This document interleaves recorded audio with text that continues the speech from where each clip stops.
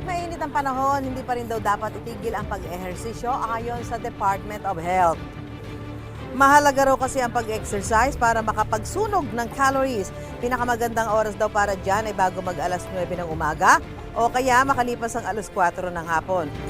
Paalala ng DOH, laging uminom ng sapat na tubig para makaiwas sa heat stroke. Kabilang daw sa senyales na dehydrated ang isang tao ay kapag hindi siya pinapawisan o kaya naman ay dark yellow ang kulay ng kanyang ihi. Pwede daw itong malaman sa pamamagitan ng pagkurot sa likod ng kamay.